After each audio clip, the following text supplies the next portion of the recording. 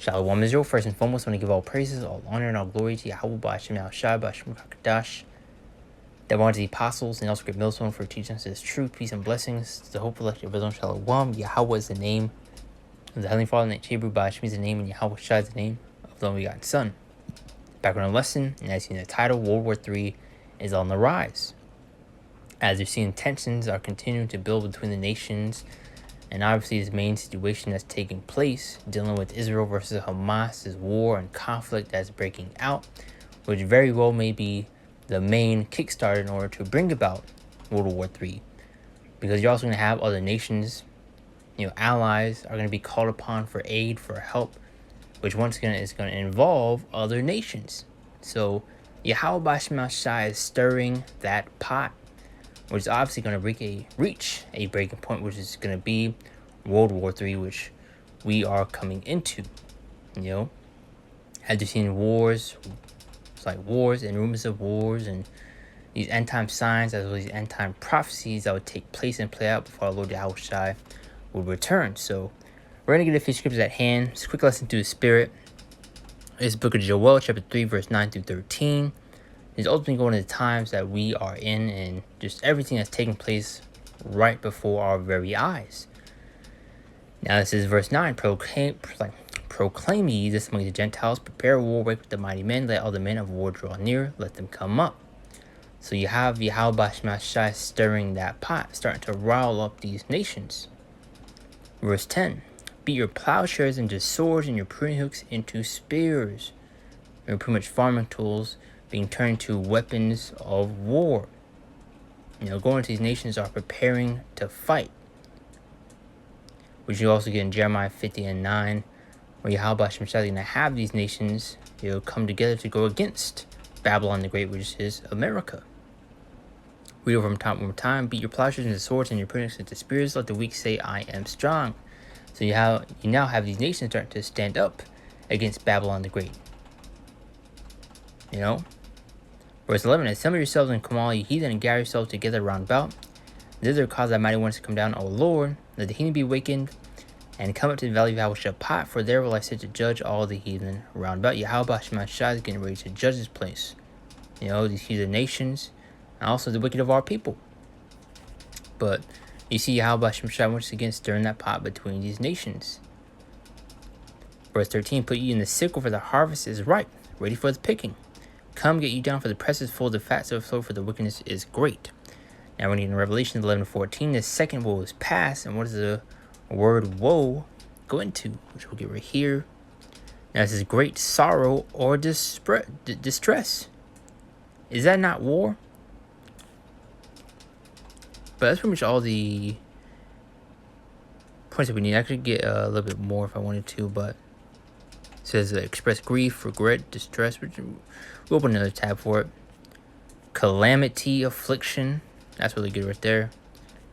Anguish, distress, pain, tribulation, travail, misery. There you go. But it says the second woe was past, which is going to the Second World War. And behold, the third woe cometh quickly, which was that third woe. Speaking of the Third World War, which we are slowly coming into, which you're seeing the tensions that Yahweh Ba'ashem Shai is building between the nations. And obviously these things are going to reach a boiling point or a breaking point, which obviously lead up to World War III. That's why you see things starting to kick off as we speak. A few times you'll see World War III trending on Twitter. So you're seeing the spirit being pushed, man. One time. The second woe is past, and behold, the third woe cometh quickly. Going to show the times that we are in. Now, this is Matthew 24:3-8. It's going to list off these end time signs and the things that we would see before our Lord Yahweh Shai will return.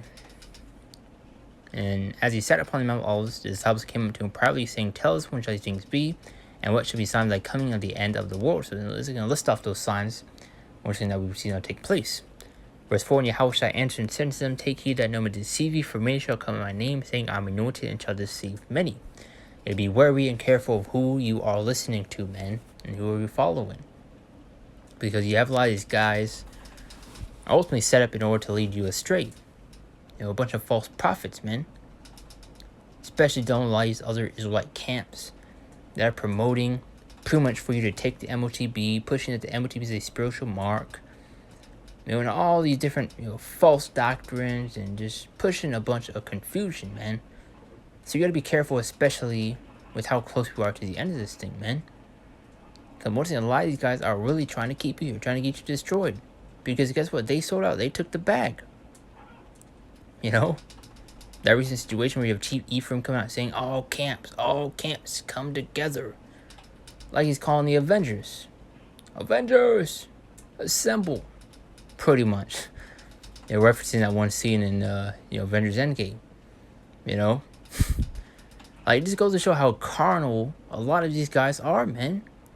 And where their true intentions reside.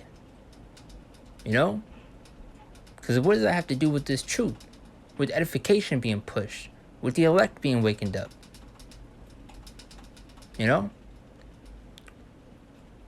Just, a bunch of entertainment/drama-based Israelites, man. They fiend for it. Now, verse 6, and you shall hear of wars and rumors of wars. Main point, one more time. And you shall hear of wars and rumors of wars. See that you are not troubled, for all these things come to pass, but the end is not yet. So, we are in those times. Seeing the conflicts breaking out, the tensions rising. Your rumors of war. Verse 7, for nation shall rise against nation and kingdom, and there shall be famines and pestilences and earthquakes in diverse places. Seeing these plagues, pestilences, these judgments from the Lord. But he's the one causing and doing all those things. Going to Deuteronomy 32:9. I believe Amos 3:6 around there. Shall a trumpet be blown in the city, and the Lord had not done it? Or paraphrasing. And verse 8, all these are the beginning of sorrows. And we're just in the beginning of this, man. Just when you thought things couldn't get worse, guess what? It can only get worse. But these things need to happen and take place in order for us to get to the kingdom. In order for our Lord Yahushua to return. Jeremiah 50:9, for lo, I will raise and cause to come up against Babylon, aka America, an assembly of great nations from the north country.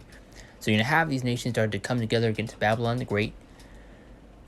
And those arrows are going to be, those thermal missiles, which we'll see right here. And they should be set themselves and array against her. From thence she shall be taken. Their arrows shall be as if a mighty expert men. None shall return in vain, which you can also get in other scriptures. How an arrow being shot from one end of heaven, to the other. So showing you not speaking of no regular bow and arrow, but speaking of those ICBMs, those intercontinental ballistic missiles, which Yahweh Shemashah is going to barrage this place with. Now we're getting ready to close this out. Habakkuk 2:3. For the vision is yet for an appointed time, but the end shall speak and not lie. And where the vision speaking of the prophecy, which you all see in LLT, this vision is for a future time. We are in those times, man. So it's time to tighten up, to lock in, to focus, especially, speaking for myself first and foremost. We need to be in overdrive mode, man, with how close we are to the end of this thing. The end time signs, the end time prophecies that we're seeing and playing out right before our very eyes. We're in the fourth quarter. We're nearing the end of that finish line. But at the end shall speak and not lie, that would tarry, wait for it, because it shall surely come, it will not tarry, meaning it will not delay. As Romans 13:11, and that knowing the time, now is high time to wake out of sleep, not physically, but spiritually. Open your eyes, man. For now is our salvation nearer than we believe. We're getting closer and closer to our Lord Yahushua's return, man. And we're seeing the signs that will take place and play out before he would. And Jake still wants to disregard those warnings. They want to play around. They want to party. They're in the wrong spirit. As Ecclesiastes 5:7 to shut this down. Make no tarrying to turn to the Lord and put an off from day to day. For suddenly shall the wrath of the Lord come forth. And in thy security thou shalt be destroyed. Just when you think you're safe, when you're protected. And it says here, in thy security thou shalt be destroyed and be taken out. As well as 1 Thessalonians 5:3, for when they shall see peace and safety, then sudden destruction cometh upon them, as travail upon the woman with child, and they shall not escape. Excuse me. Now read the last bit one more time. In thy security thou shalt be destroyed and perish in the day of vengeance. But just to touch up a little bit back up top, make no tarrying to turn to the Lord. Make no delay. And many of our people are putting off the Lord day to day. I'll do it tomorrow. But let's see. Pretty much got all the main points we wanted right there. There's something through the spirit, going to situations that are going down, things that we are seeing, and ultimately going to those end time signs, those end time prophecies that would take place and play out before Lord Yahweh shall return.